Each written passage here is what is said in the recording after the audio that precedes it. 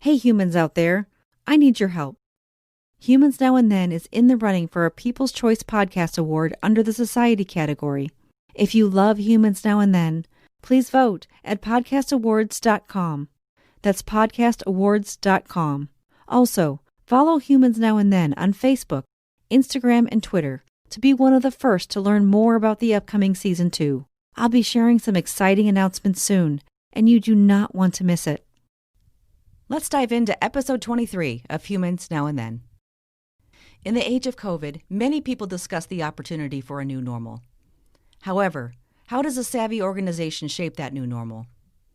In this episode, I speak to Lori Silverman, futurist, business storyteller, and the founder of Partners for Progress, about data-driven decision-making and the importance of applying strategic thinking in order to determine a path toward the future. So we need these methods of strategic thinking to help us go into the future and see patterns. But where everyone is focused right now is on what I call the now and the next step. What they're not focused on is the step after next. Lori helps firms strategize about their future, navigate messy, complex changes, make smarter decisions using data, and influence through story. Since 1991, she's worked across 25 industries, has been a keynote speaker at over 90 events, is the author of 5 books, and has inspired thousands to take action. So, ready to dive into how strategic thinking and business storytelling can help you shape the future? Let's discuss. I'm Rebecca Scott, and this is Humans Now and Then.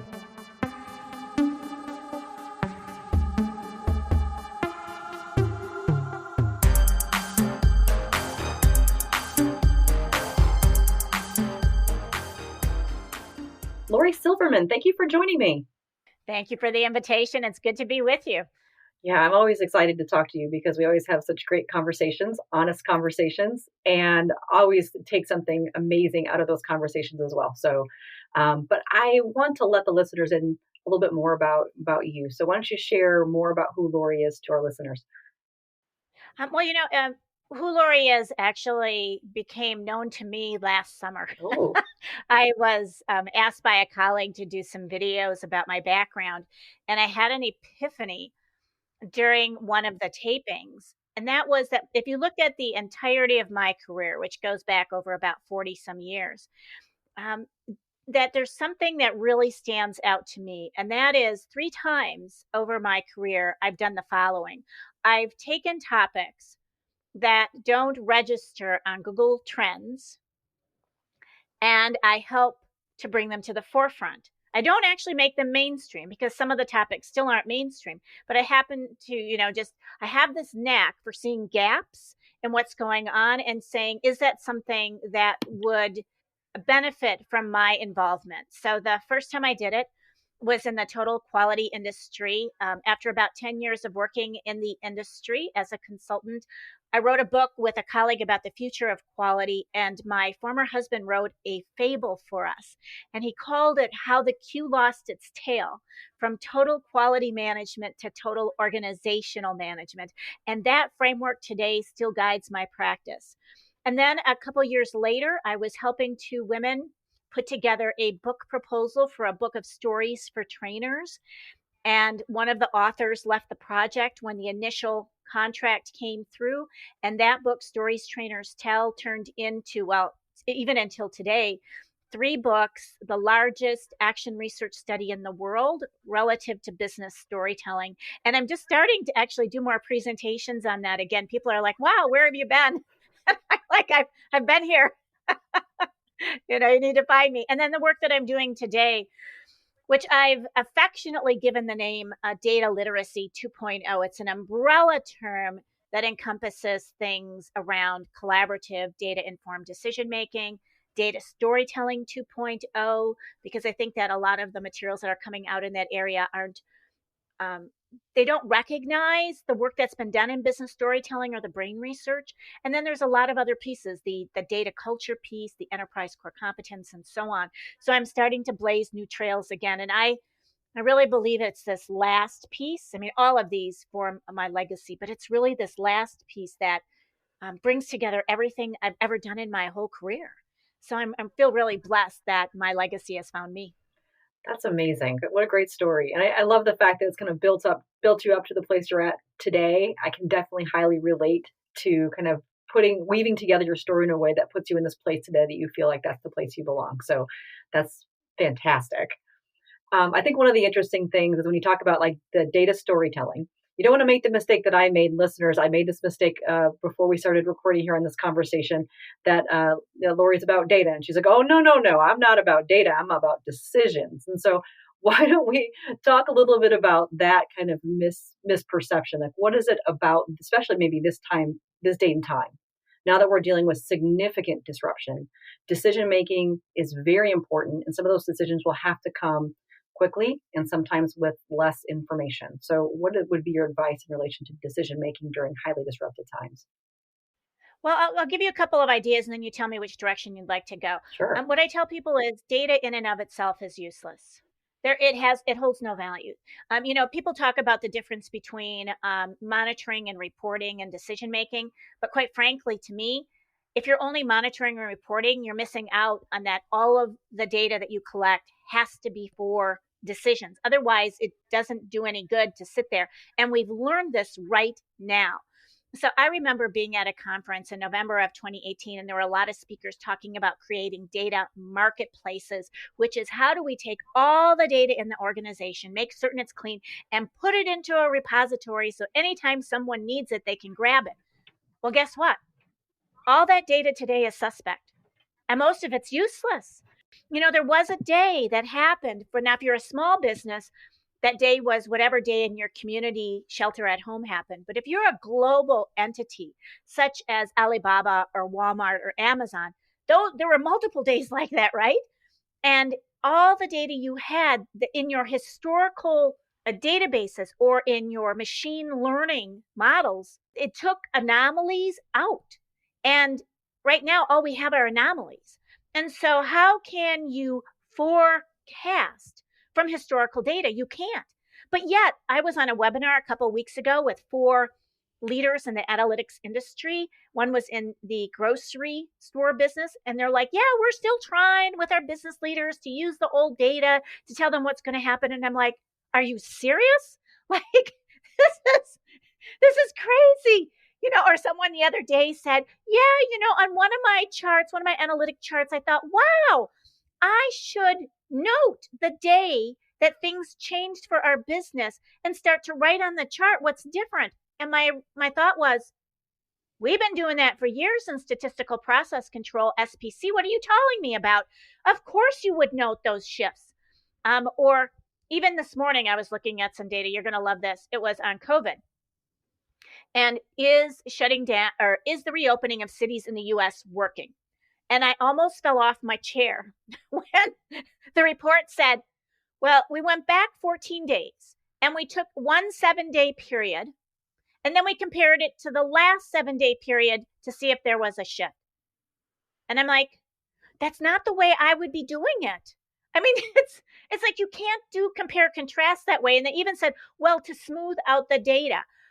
Why are we smoothing out the data? We don't want to smooth out the anomalies, folks. What we're trying to do is we're trying to learn from the data. You need to plot it the way it's coming in.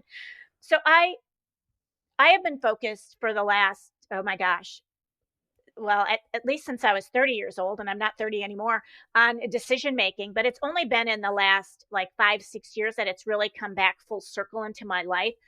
And what I say to people is this, if you look at a business as a whole, I don't care if it's a nonprofit, governmental agency, for-profit, big or small, makes no difference. There are 2 questions that we really need to pay attention to. And that is, what's the cost outside of innovation of making a wrong decision?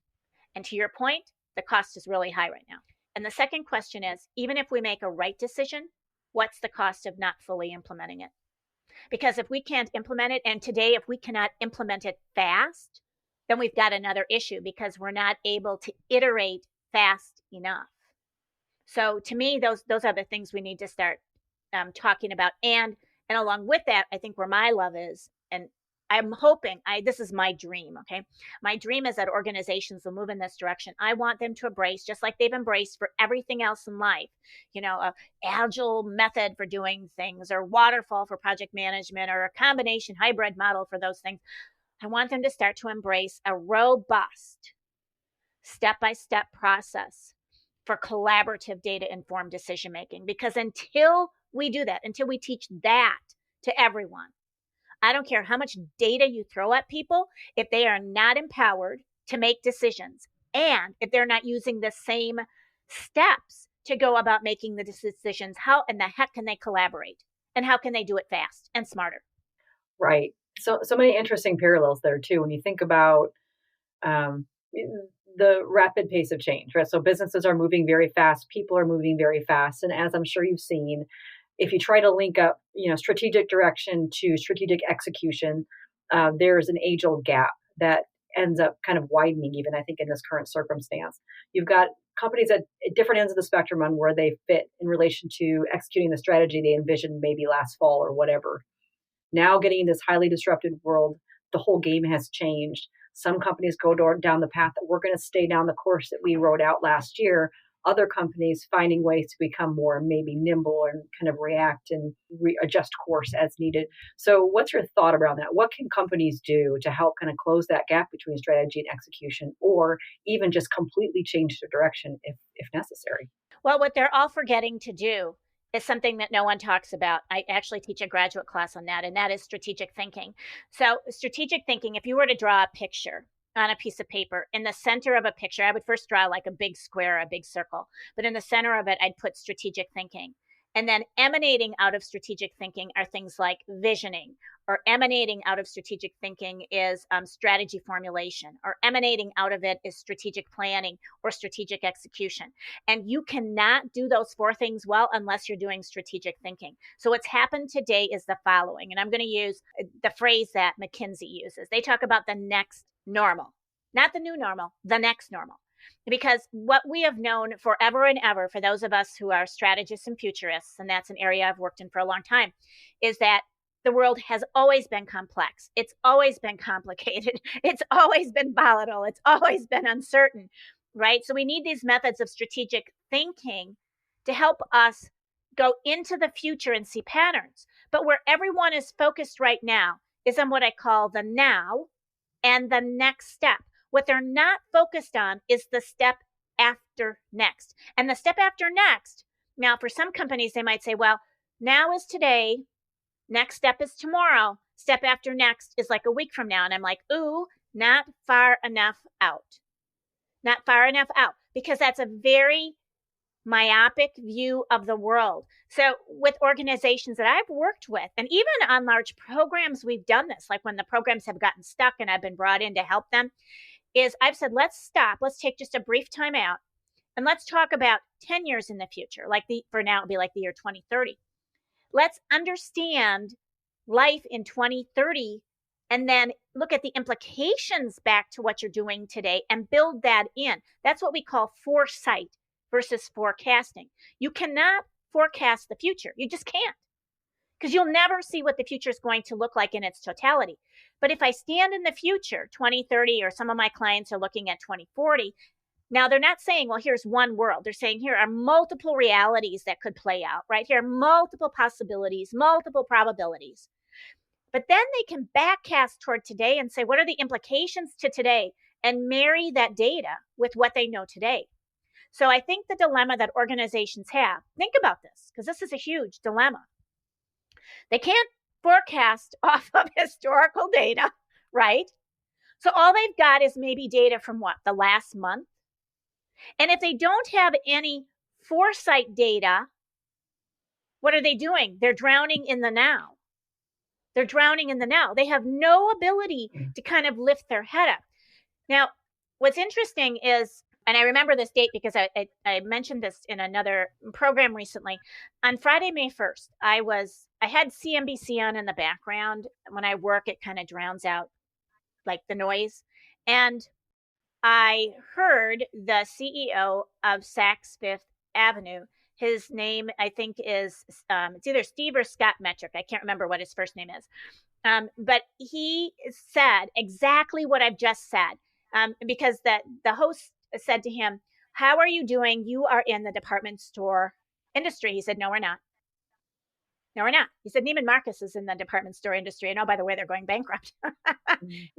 He said, we're owned by Hudson Bay, a real estate company. We are a real estate company that just happens to own some retailers. And guess what? We're focused on 3 phases.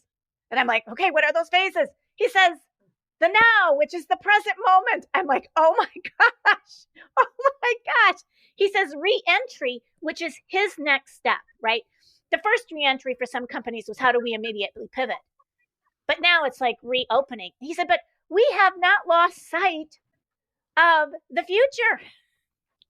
He said, because we've studied the future and we know that our future consumers want personalization and they want easy and they want customized and they want all of our channels to be fully integrated, which we've done. He said, we did all that and we paid off all our debt. So we have 0 debt. And so when we reopen and people are like, oh my gosh, how are we going to serve people one by one? We already do that. There's no pivot needed to our business because we saw the future. And I think that's the dilemma that companies have, is if you're so focused on the now and this immediate next step, and you don't say, well, 5, 10, 15, 20 years into the future, what's the world going to be like? And how do I also, does it make sense to integrate it or blend it in with today's data, which I think we really have to do, right? I don't have a lot of the current data. I'm going to need this stuff from the future. And then I'm going to blend that with my intuition, which is a form of data, use my human reasoning, make decisions. But if I don't have that future piece, I'm kind of doomed.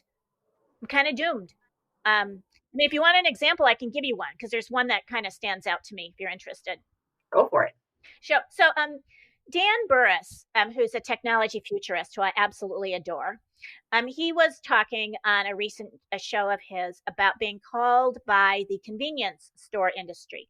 And Dan's the sort of person who he's very good at telling organizations kind of like, here's what you should do. That's not my approach. My approach is to be more process oriented because then you learn how to do this on your own. But the convenience store industry said to him when COVID began, we're about to lay off all of our employees. What do you suggest we do? And he said, don't. How do you become a necessity business? So that was their immediate pivot. Go from a convenience store from the now to the next step, which is go from being a convenience store to a necessity business. But I wanted him to say, what's the step after next? Because if I were the owner, let's say I owned 25 7-Elevens, right? I'm a large franchise owner. I don't even know if that's large, but I'm going to assume it is.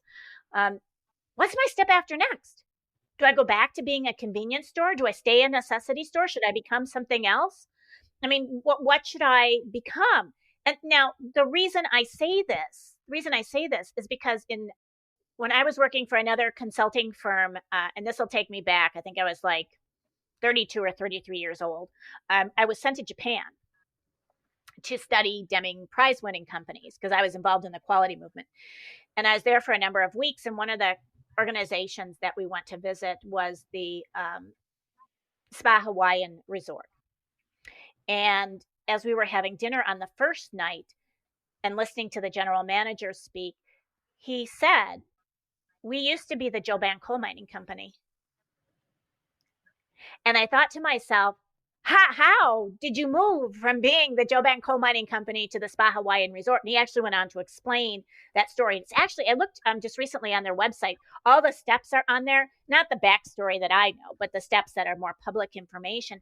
But the long and the short of it is that they realized one day, and this was like, oh my gosh, it was like the 70s or 80s, that they did not have enough coal in the ground to employ their children's children.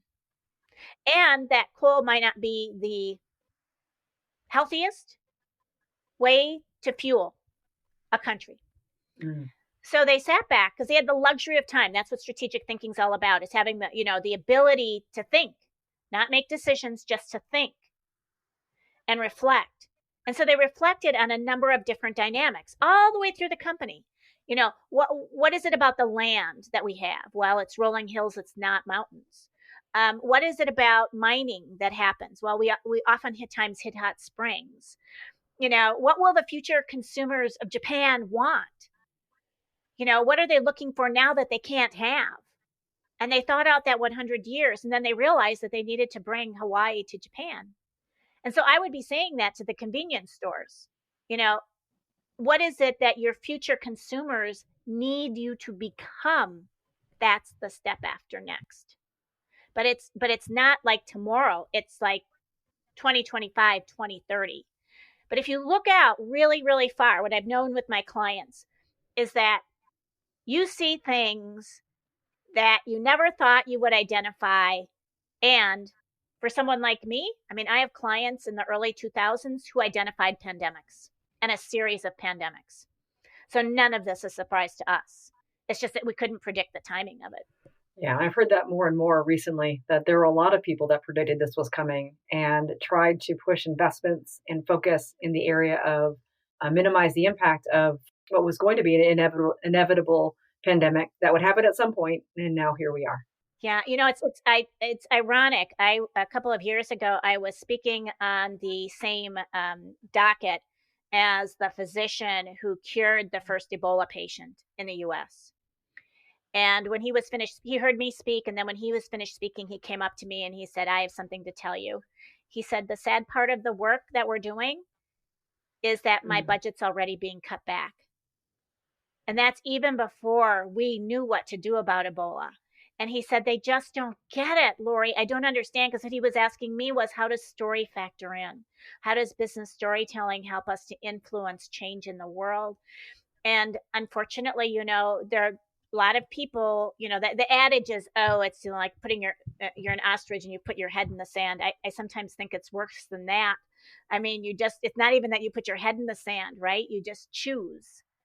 You choose to ignore. And that's actually an artifact of the human brain. The human brain can't deal with anomalies unless you choose to be conscious of them. So the human brain likes to shut them down and not, and not pay attention to it, because that's too much effort to pay attention to them. But I think going back to your point from earlier and the things that I've just briefly talked about, we have got to start paying attention to the anomalies, because if you don't, you're not even going to make the immediate pivots in the right direction. Yeah, and I think we'd almost expect more anomalies as we move forward. More things we learn, more things that continue to change, more things that we need to shift. So simply because, well, not even just the evolution of technology, but other issues that will become more pressing, such as the environment, such as, even depending on what happens through the pandemic, food availability in some areas. And healthcare, huge, right? So I think there's a lot of different things that companies in particular need to look at in relation to what the future looks like, and the experience that people are going to have in that future beyond just the technology, so that you can apply real solutions to those real problems people are going to have at some point, 10, 20, 30 years from now. Well, that's if we want to solve wicked problems, right? Yeah. I'm sorry, you're all of the things you've stated are wicked problems because they don't have solutions, and the solutions aren't obvious. And although some people would like us to believe the solutions are obvious, what we haven't done is we haven't visually looked at the implications of taking particular courses of actions, like in a systems thinking map, to see what the unintended negative consequences would be of positive actions, because there always are some. And so, if you get, and we see this happening right now with the pandemic around the world, is we have different country leaders making different decisions. In the US, it's different state governors who are making different decisions. And what they're actually doing is adding variability and complexity to what could be a much easier issue to look at. And I'm not saying easy because this issue is fraught with ethics in it, and it's fraught with what I call, what narrative do you want to tell yourself? Are you telling yourself the narrative of profitability and economics? And oh my gosh, we have to open up the world again. Are you telling yourself the narrative around people, and it's all about keeping people safe, and so I'm going to stay home? Or are you telling yourself the narrative around the planet and around social responsibility? And oh my gosh, look at this, over Japan and in China, we can actually see blue skies again. Or there's a fourth narrative. Are you actually doing an aggregate of those three together, which is probably more of what reality needs to become? But, we're not there. We talk about this as a war, And I'm like, well, is it a war against the people? Is it a war against the planet? Or is it a war against the economics? Like, what are you telling me? A war against COVID? And that just clouds us being able to delineate what are the things that we should be doing that might help us going forward. And that's me talking as a strategist and a futurist. And even as you're listening to this, you might say, well, wow, that sounds like such a complicated statement. Well, we're making it this way. I always say that the challenge becomes is how do you find simplicity in complexity? How do you find elegance in solutioning? That's what we need to be looking at going forward. But that only comes by standing in the future, which is an oxymoron for a lot of people. Yeah, it can be very difficult for folks to envision what the future might look like or their placement within that future. That takes some time, I think, to develop that level of kind of removing yourself from what you know and thinking about what might some other different context look like, at some point 5, 10, 15, 20 years from now. I want to float something by you, just like pass this by you, because a thought entered my head when we were talking through some of that strategic thinking. Some companies have found themselves in an advantageous position because of the pandemic. All of a sudden, they've created a boom for themselves that they didn't expect, but they're not complaining.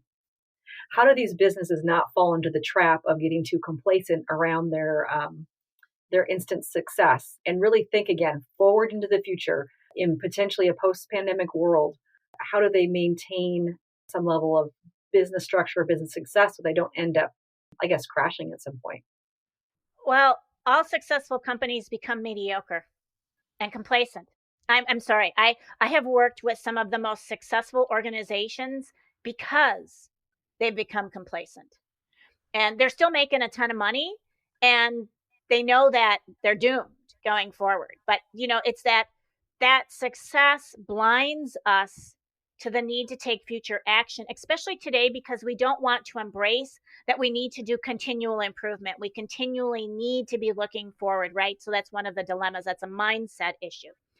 So to me, it's that it's all about stopping, taking a time out. And that time out can be done by anyone. I mean, I've taught strategic thinking skills to administrative assistants because they can assist other people in this. I'm like, find articles about the future that relate to the topics that your business leader is having meetings with. Pull those articles, send it to them, read them, or put a little note on stop that says, I thought this 5-page article would interest you, and here's the insight I got from it. That I think stands out, that might be advantageous. Or when you have meetings to say, would you like to talk about some of this? Just to start the conversation moving. It doesn't have to be I do work where we, co-create, meaning that we bring together groups of people. And you can do this online. The technology is there to bring together groups of people, not to talk about their opinions. Because that's the other piece of all of this, Rebecca, that's really key here.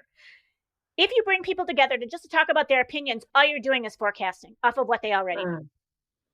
You really have to look at what are futurists saying about the future. They have their whole livelihoods around this. And there's people who've looked out to the year 3000 since about 1985. So there's a lot written on all of these different years, 2030, 2035, 2040, 2050. I did a scan for a client, 2040. I have 3. I was funny. We had everything on a Google Drive, all the articles, and there were hundreds and hundreds and hundreds of them that we had collected, and they were organized based on the questions we asked in advance. We said if we had a crystal ball and we wanted to learn about economics, for example, what are the 3 or 4 questions we'd ask? Or if we wanted to learn about the social world, what are the 3 or 4 questions we could ask? And the Google Drive, someone deleted it. I was the only one who printed out all the articles, and I don't know why I did that. But I had 3 bankers boxes filled with articles, and that was just the start. The rest I hadn't filed yet. And they're like, Lori, could you give those to someone and have them re-enter them into the system? Because our redundancy didn't work either. I'm like, this is crazy. But so I visually look at this in my own house. You have to look at the articles regarding, or the research that's being done around what are people saying about the future. They will not all agree, which is okay. That's exactly what you want, is diversity of thinking, right?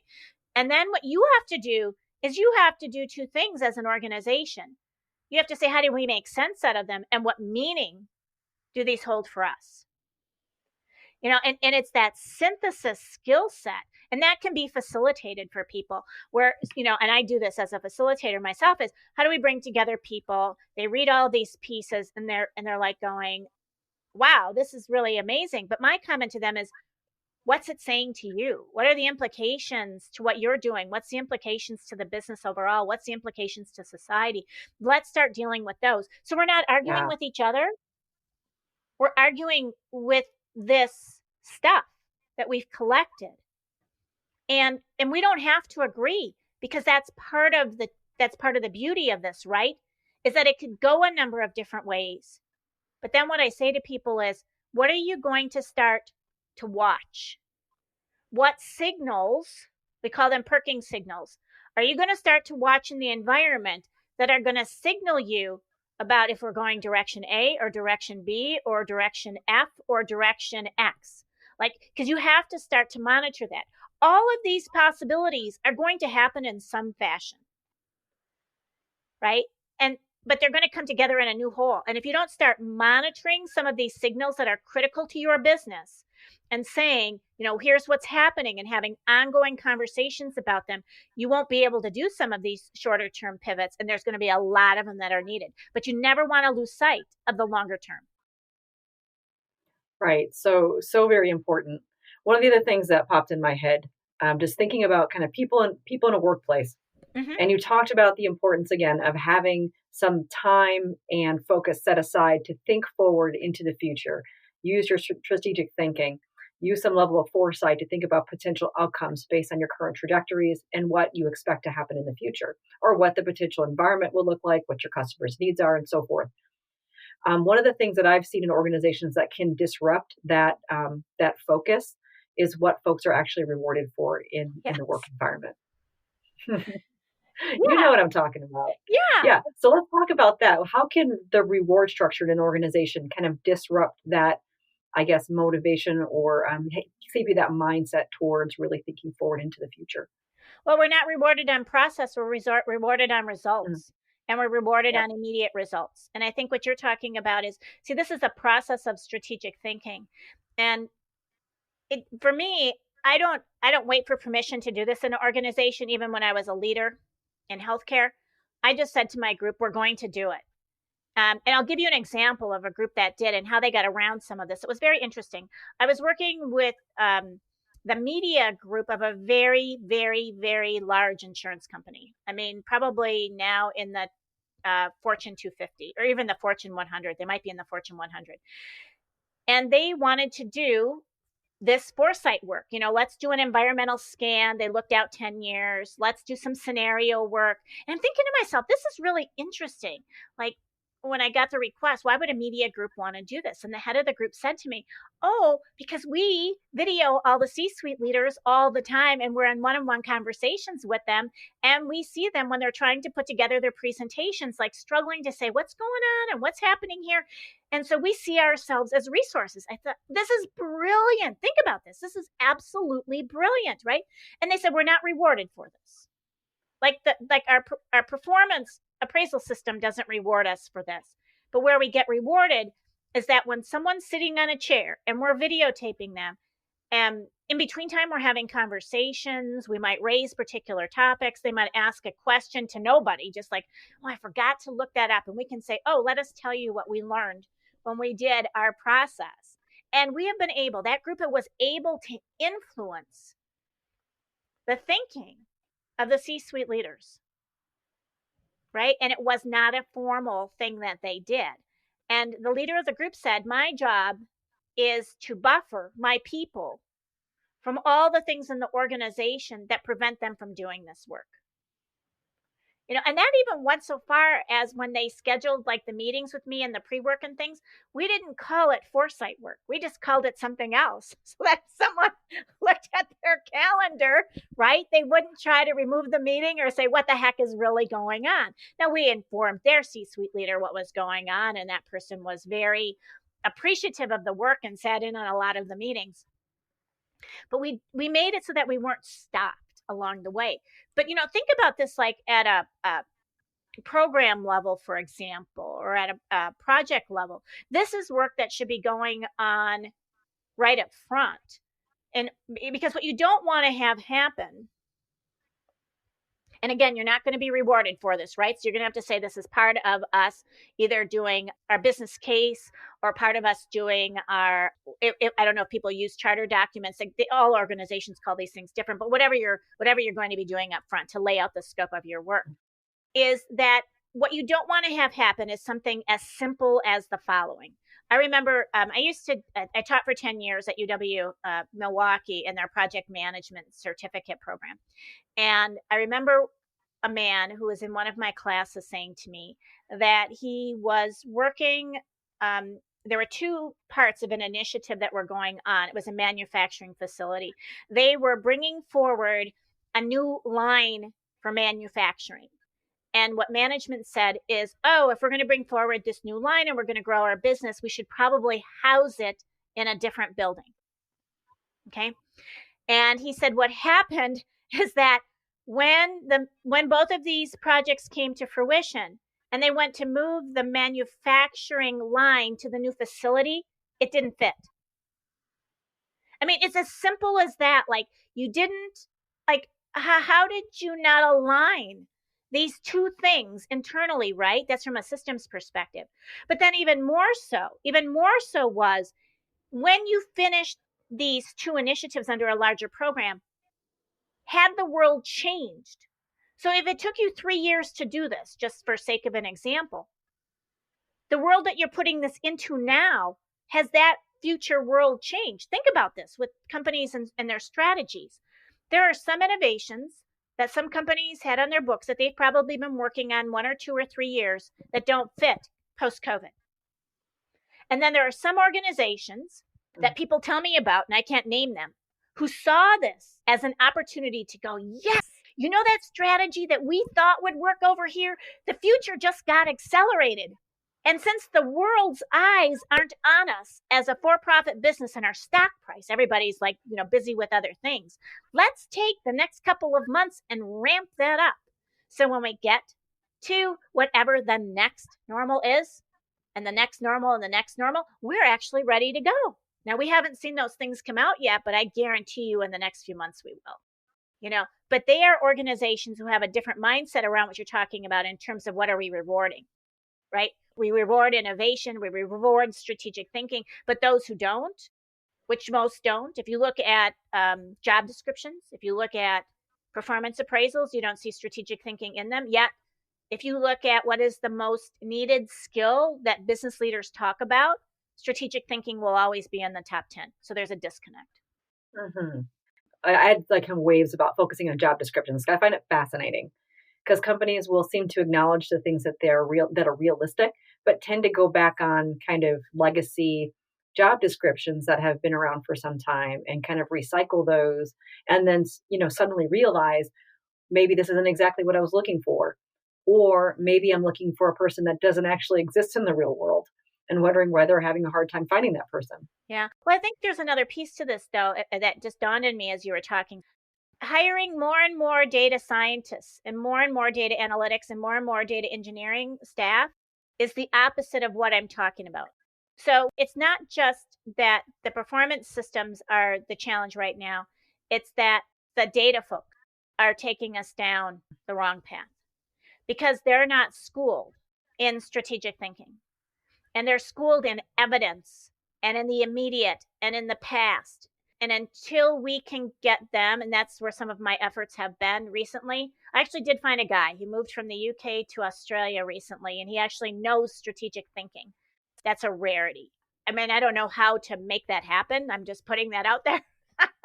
But that's part of the challenge. It's the systems that we're creating, all of these new fiefdoms, so to speak, that aren't schooled, and why strategic thinking is necessary. Right. And the thing that is cool about strategic thinking is that it really stands the test of time. It does evolve, but the insights in relation to how you apply strategic thinking are relatively stable. Yes. And if you think about the skills in relation to specialists, technical specialists that people are looking for and tend to hire, those specialized skills will become obsolete the next couple years.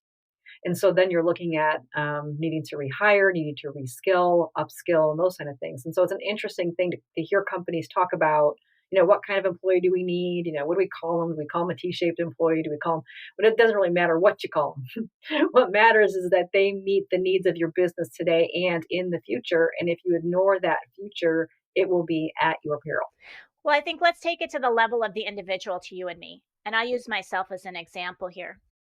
So in 2015, 2016, I said to myself, what type of work do I want to be doing after age 70? Because I know that I'm an entrepreneur. My dad, who's going to be 88 this year, is still working in his own business. My siblings are probably all going to retire, but that's not me. I'm going to continue to do work. And I thought, well, what sort of people do we value who are over the age of 70? Even in the U.S. military, we make them retire, at like age 50, 52. We might keep them a little bit longer than that, but we don't value age. And I thought to myself, well, maybe higher education, maybe higher ed would be the place to go, because where are years and years of experience and wisdom actually valued? And it's within the education system. And I like higher ed. I could go into like teaching at the grade school level, middle school, high school, but higher ed has an attraction to me. And so I called up a girlfriend of mine and I said, you're one of those people who went back to school to get her PhD in her 50s. And I don't want to go back for a PhD. I probably should have gotten it early on. That would have been nice. Instead, I have a former husband who got one while we were married. I always tell him that should be my degree. We're still friends. But in any case, I said, where could I go as someone with 2 master's degrees to teach in higher education? And she said, well, it's your lucky day, because at the university that I'm at, we are going to take our industrial and organizational psychology program and we're going to put it online. And I think you would be a great fit, because I have a master's in counseling psychology and an MBA. And I think that you would be able to marry those worlds together. And so that chair of that particular area, after I talked with him, said yes. And here's the first course I'd like you to teach. And if we roll ahead to today, right now, I teach one course every trimester, and there are 3 different courses. I actually teach a graduate course on strategic thinking, not because I said that should be done, is because one of my students came to me wanting an elective, and it turned out those were all the topics, and she made it happen. But in any case, so I was looking out a lot of years. I'm 62 today. So I was looking at a lot of years and looking at my future. Now, one could say today, oh my gosh, look at what COVID's done to you. Higher education is dying. It is. It's been dying for quite some time. And, more and more small colleges are going to close, or there's going to be mergers. But guess what? Everything went online. So I was perfectly poised, right? My students, I had to ease up a little bit, because everybody's life was in chaos. And, if they were taking more than one class, that those folks had to figure out how to teach online. But I've been teaching online for a lot of years. And, but I haven't lost sight, to your point, that I still think 8 to 10 years out, that will still be where I want to be. I think that there's going to be a lot of collapsing in the industry, but people still want to learn. Now, what is the new University of the Future going to look like? I don't know. I did a LinkedIn Live show on that a couple weeks ago with some different ideas from my guests. But I don't think it's going to go away, because we still need to learn. It's just going to be in new and different ways. And now we know it's all going to be online, most likely, right? Yeah. So, I think that, so even for those of you who are listening, I would have you step back and say, put yourself 10 years into the future. And even if just for personal reasons, what's that world going to look like? And if you're part of a family unit, how old will everyone be? Where are you all going to be living? What's that unit going to look like? What do you want to be doing? What do you think will be valued? And then where are your, I for lack of a better word, your passions? I think more about legacy, because to me, legacy is forever and ever. Passions change over time. But how do you prepare yourself for that future world now, today? Because I'm going to tell you something, your employer's not going to do it. Not going to do it. And so you have to take the initiative to say, here are the 10 steps I need to take. Because you can backcast. I can backcast from 10 years in the future to today and say, based on that backcasting, how do I close that gap? And what are the steps I need to take so that I can create this new reality for myself? So independent of what happens to whatever organization I'm in, I'm still surviving and thriving. Yeah, and I love that kind of weaved in one of the themes that I try to weave in usually as well is that point that people should take their personal agency and create their future rather than waiting for other people to do that for them, whether that be in their career, their personal lives, or even in relation to technology and our experience as people. If you have something you're passionate about, you want to follow, you have something that's important to you, it's up to you to start today to make that thing happen. So, good thing to remind folks of. Thank you for that. And I have another question for you, Lori. What is that? What makes you optimistic about the future? I believe that people are inherently good people, and that people, when allowed to make the choice, will do what's right for everyone. And that's what keeps me going. I believe in a world of abundance. I believe that we will be taken care of if we choose to take care of others. And that might seem a bit esoteric to people because it kind of leans toward more like the spiritual bent, but that's kind of where, from an energy perspective, where I live my life. Because, when you do work like I do, which is always on the bleeding edge, people don't want it for years and years and years. You slog for years before like someone goes, "Oh, you actually do that?" Or as a for instance, I was doing a keynote last week Sunday to several hundred folks in learning and development, and they're like, "Oh, you've actually written books in business storytelling, and there are books in business storytelling that we could read." I'm like, "Are you serious?" That was like in my brain. Like, where have y'all been the last 20 years? Not just about me, but about the field as it's, on its own. Like, wow, there's books, there's knowledge, there's research out there. Yeah, all that stuff exists. But I do believe that as a humankind, that we are inherently resilient. We're inherently creative. We inherently want to do right by each other. We inherently want to care for one another. And we see this happening now. My skepticism at night when I go to bed, because I'm an eternal optimist in the morning. So you're catching me about midday now, right? I've been through like several phone calls already. I think the challenge is maintaining that when the situation is kind of moved on, because we tend to do this when there are crises, and then that level of heightened consciousness goes away. But it is my hope and it is my belief that we have that heightened consciousness will stay heightened for people, and that as people, for example, let's say that you are one of 10 people who is unemployed right now. It is truly my hope that when one or two of you in the group gets employment, that you will work your hardest to find a way to employ the rest. I mean, that's how I think this plays out at a very localized level, where we, and I talk to people, I'm very blessed. I talk to people all over the world about these sorts of things because everybody is struggling right now. But we almost have like this implied commitment that, as things continue to change and shift, and as things begin to open up for one person or another, we will involve the other. And I think that's the beauty. That's what I have optimism about, is that will continue. And I will forever. Yeah, that's an absolutely beautiful thought. It's almost so beautiful, I hate to ask the next question. What makes you concerned about the future?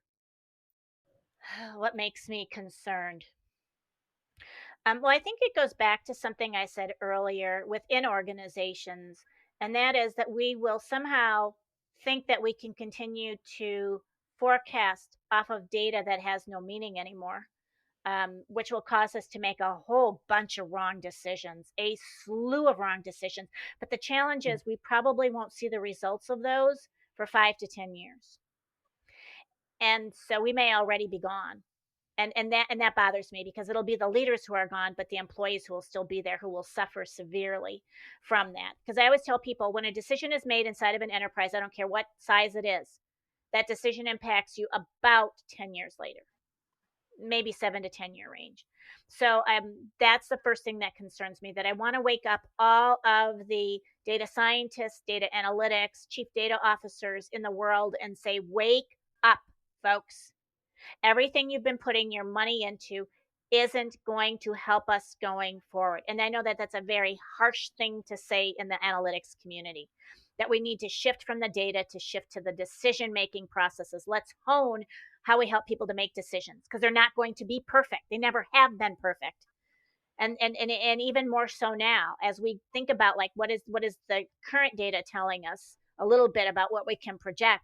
We've got to think differently about this. So that, I think, to me, that's one of my concerns for the future. The second concern that I have is the disintegration of a global economy.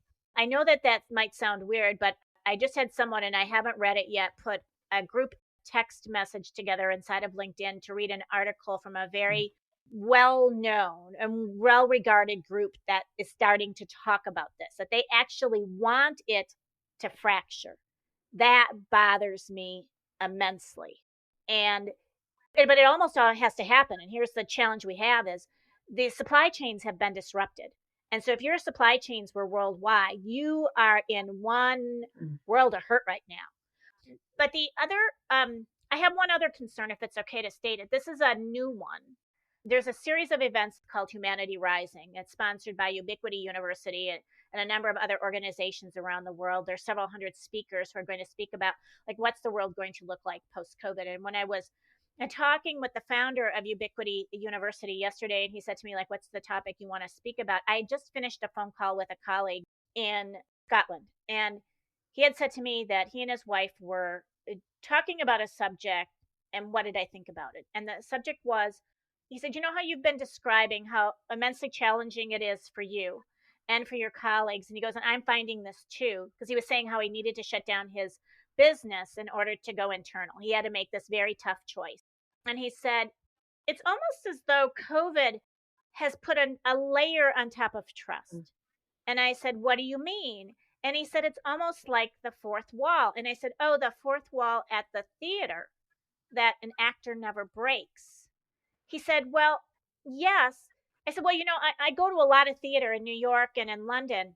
And once in a while, an actor will wink at the audience or make a little giggle or something, and the audience knows they've broken that fourth wall. And he was telling me about a WWE wrestler who recently has won. It's someone who lives in Scotland. And the guy has just like won that. They did it without an audience. The federation did this huge competition, and this guy finally won.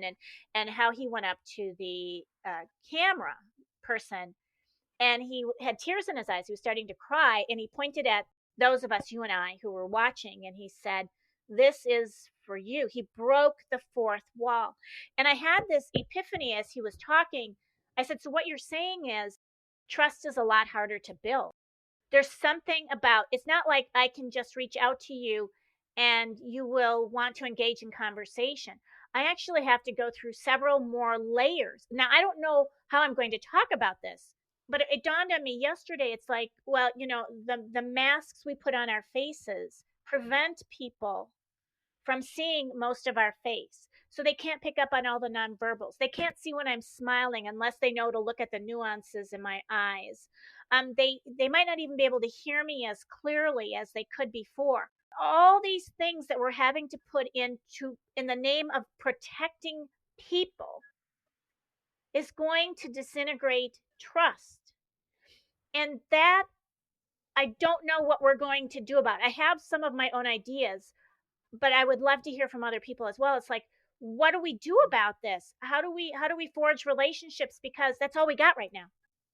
All we got are our relationships with each other. And if that's going to be fractured in some way because trust becomes harder to build, because we're isolated and we can't talk and Zoom isn't the same as being in person and everything else, then what are we going to do? How do we come out of that? Because I don't know if I see a world in the future, at least in the scenarios that I'm looking at. I mean, not unless you go out like 20 years, where we can go right now unmasked. I mean, unless you want to, but I choose not to because I'm choosing to protect other people from me. To me, it's about what I'm choosing to do in the world, not what you're choosing to do. So I think that becomes a dilemma because we can't see. I even thought to myself, I mean, if you want to take this into another realm, I thought, how do I do dating in the future? I'm single. Like, how do you, I want to know. I want to know, Rebecca. Tell me. Lori, we talked about this. We don't predict the future. How am I going to date? What am I supposed to do? Like, am I supposed to have like 6 feet apart, It's a valid question. No, I'm just talking about the next step. I'm not even talking about the step after next, I mean, but it's about this trust issue. How do you build, relationships? Like, I have a girlfriend who she just decided she's on Match.com and there were 3 guys and she wanted to meet them. I said, how did you do that? She goes, we went to a city park. I said, did you have a mask on? I mean, think about it. How do you even, like, I can't give you a hug. I can't even express my emotion towards you initially in the relationship. I can't touch you. I have to ask permission. Everything now becomes permission based. Yeah. And it wasn't like that before. So the more I think about this trust issue, the more serious I think it is. Yeah. And I think what's really interesting about that too, you think about not only just, how do we continue to generate trust, or are we diminishing the level of trust that we can usually establish through in-person contact, but also there's this extra layer that you're talking about like asking for permission to get too close to somebody. And we didn't have to do that before. So there's an added layer of complexity in our interactions with people in person that didn't exist before. And it's hard to predict or even just project what that will do to us as people, because it's not something that we ever really thought very critically about. So I think you're starting a very important conversation about how this will disrupt the quality of our relationships. It's something that I think a lot about in relation to kind of the theme of my podcast, but also because I've always had that level of concern about just the love of human connection and how technology disrupts human connection. And we've already seen that. Now we're looking forward as, technology not being the only disruptor, now a global pandemic as well. Interesting things to think about. So Lori, thank you for starting that very important conversation. Oh, thank you for your feedback. I really appreciate it. You bet. Well, Lori, this has been a phenomenal conversation as always. You've been a joy to have on. Folks, I'm going to put all of Lori's information out in the episode notes. Reach out. She can help you with tremendous amount of problems within business, but she's also a fabulous individual. So Lori, thank you so much for joining me. Well, and thank you for the opportunity to come and share some perspectives. I really appreciate it. Anytime.